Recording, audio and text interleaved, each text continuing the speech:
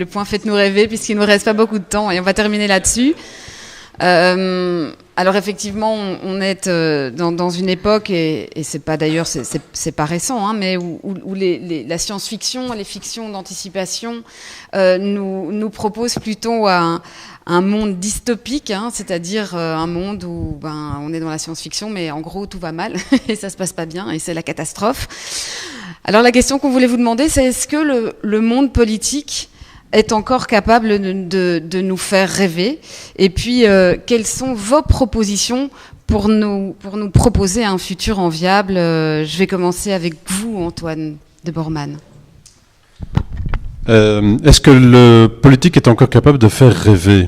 Moi, je m'interroge vraiment sur le sens de cette question. Est-ce que le rôle de la politique, c'est de faire rêver, ou est-ce que le rôle de la politique, c'est de prendre des mesures concrètes au jour le jour pour justement améliorer aussi le quotidien, la qualité de vie des personnes? Moi, je pense qu'on a besoin d'un monde politique qui fait trois choses. La première, c'est d'agir avec pédagogie. Je pense qu'on manque souvent de pédagogie et d'explication simplement du monde dans lequel on vit et de ce que l'on réalise dans le cadre de ce monde qui évolue en permanence. Je pense qu'on a aussi besoin de courage. Parce que on le sait, on vit un moment un peu charnière, je pense. C'est-à-dire que ici, dans le domaine technologique, mais aussi dans d'autres domaines, il y a une évolution vers quelque chose de nouveau.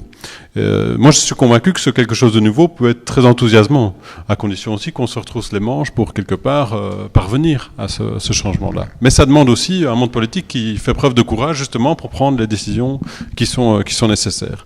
Et enfin, la troisième chose dont on a besoin, c'est de pouvoir relier ce qu'on réalise concrètement au quotidien avec une vision de long terme.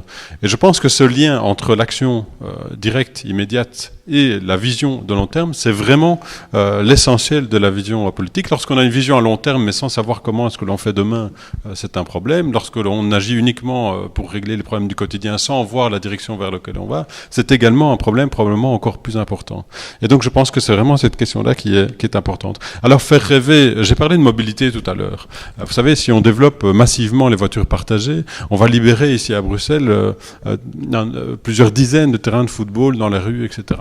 Donc, je veux dire, avec des actions en fait concrètes et l'utilisation concrète de ce dont on parlait tout à l'heure, on peut véritablement changer totalement le paysage d'une ville. On peut aussi on parlait des voitures autonomes de plus en plus. Les voitures autonomes, c'est quoi? C'est une diminution des accidents.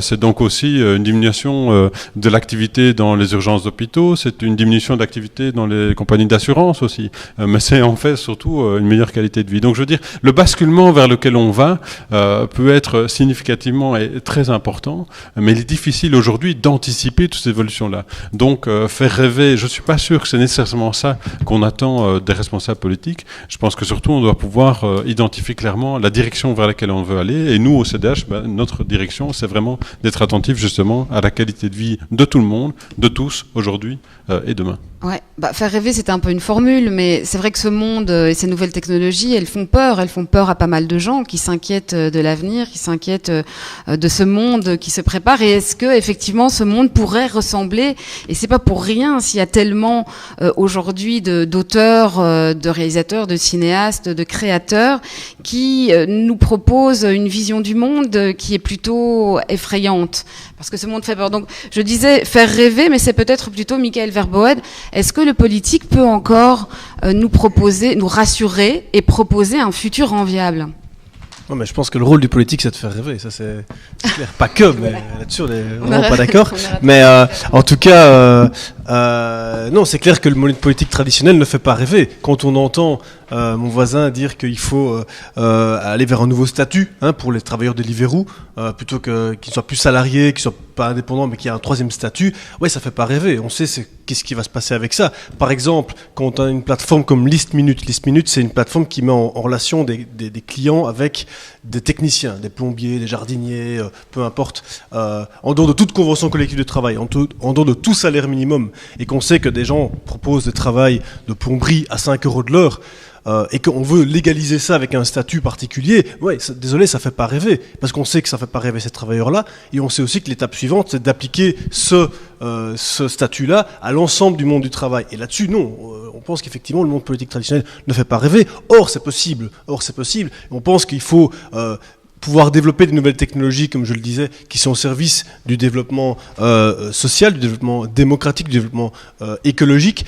Les nouvelles technologies, si on mettait l'énergie qu'on met à créer des applications parfois inutiles, en créant en développant les nouvelles technologies dans les transports en commun, en développant de nouvelles technologies au niveau de la STIB, au niveau de la SNCB à Bruxelles, on pourrait, à mon avis, beaucoup plus résoudre les problèmes de mobilité qu'en promouvant une application pour les voitures partagées, à mon sens. Hein, ça, c'est quelque chose qu'on doit pouvoir développer.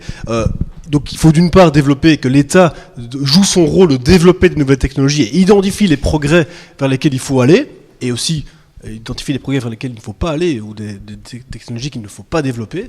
Ça, c'est d'une part. Et d'autre part, moi je pense que de faire rêver aussi, c'est de dire à un moment donné, on arrête de vendre notre ville à Airbnb, à des Uber et à d'autres multinationales, des plateformes multinationales de la sorte. Une mairie comme Barcelone a essayé à son niveau, c'est pas parfait, mais de limiter la place qu'Airbnb, donc vous savez, ces espèces ces chambres qui sont louées, soi-disant de particulier à particulier, mais qu'en fait, dans les faits, à Barcelone, c'est des immeubles entiers qui sont pris par des promoteurs immobiliers, qui sont loués via cette plateforme, avec une absence quasi totale de taxation, et au vu au-dessus de tout le monde, la mairie de Barcelone a dit, on va essayer d'arrêter ça.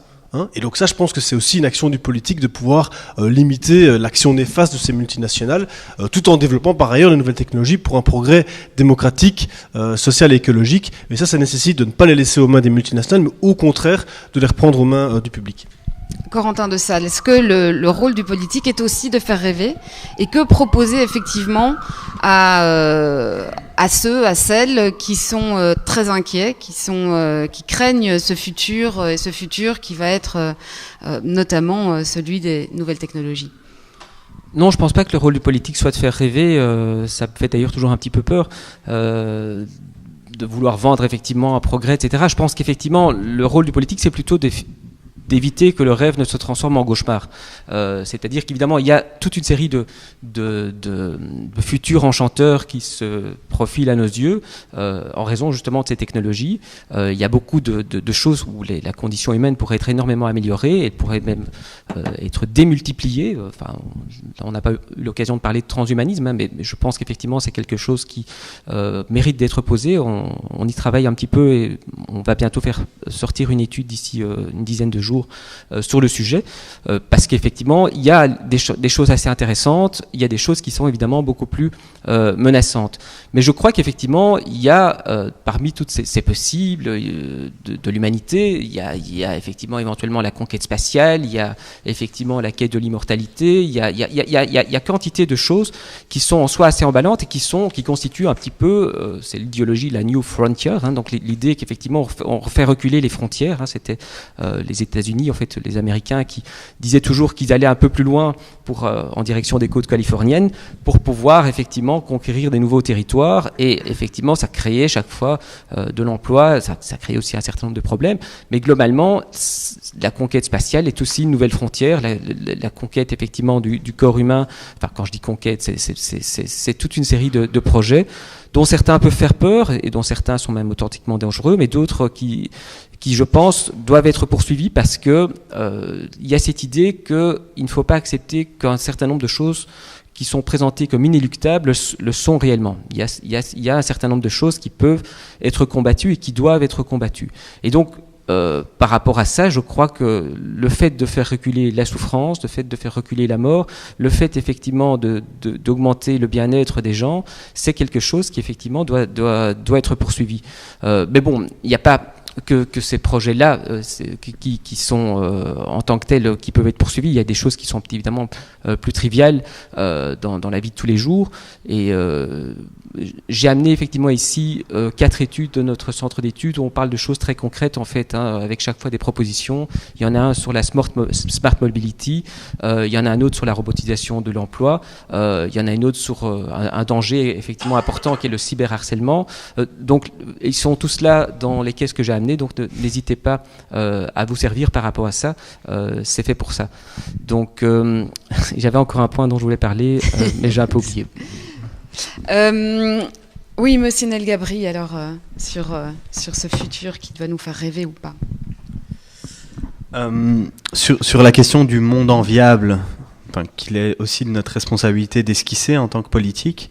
Mais évidemment, en tant qu'écologiste, mon premier souci, c'est d'avoir un monde vivable sur le plan environnemental, puisque c'est quand même une des questions qui doit nécessairement s'articuler avec celle des nouvelles technologies. Il faut qu'on puisse réfléchir à des formes de technologies qui soient soutenables sur le plan environnemental. La question des matières premières, la question des terres rares dont on parle de plus en plus, heureusement. Tout cela doit nous amener aussi à reconsidérer l'importance et la centralité d'un certain modèle de développement technologique au regard des questions environnementales. La deuxième condition qui nous permettrait d'esquisser de manière un peu crédible un avenir désirable sur cette question-là, c'est de répondre fondamentalement aux insécurités sociales, aux insécurités économiques que ça suscite chez une frange assez considérable en fait de nos concitoyens. Je pense que cette question de l'insécurité économique, elle est pour beaucoup dans, par exemple, le succès d'un Donald Trump aux États-Unis.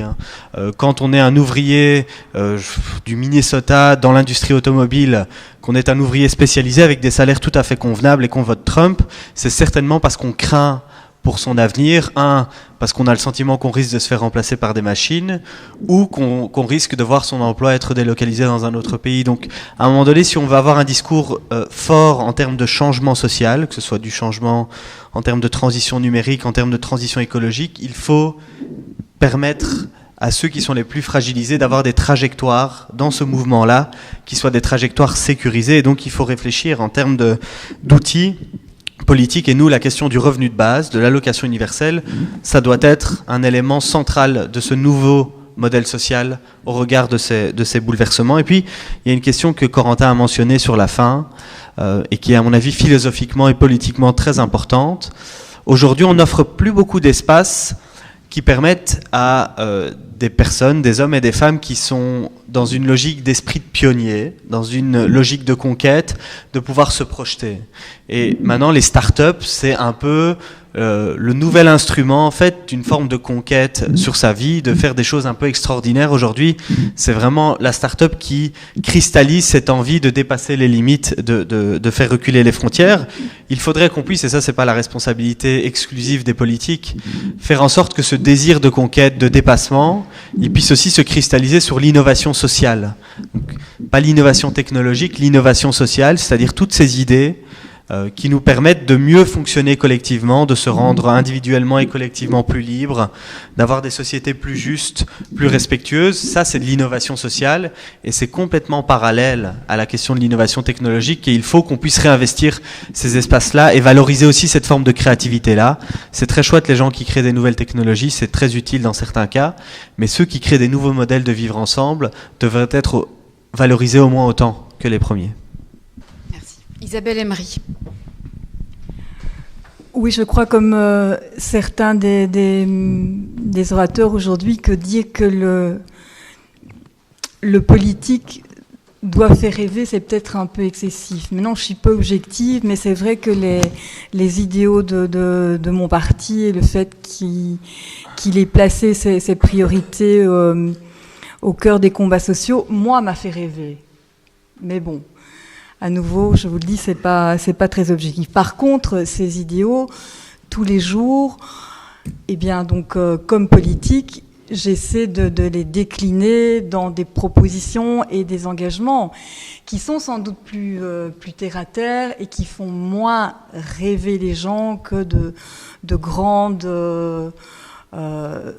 idées. Mais parfois, je pourrais dire qu'il y a certains dictateurs qui ont fait rêver au paradis les citoyens, et ça a quand même relativement mal tourné.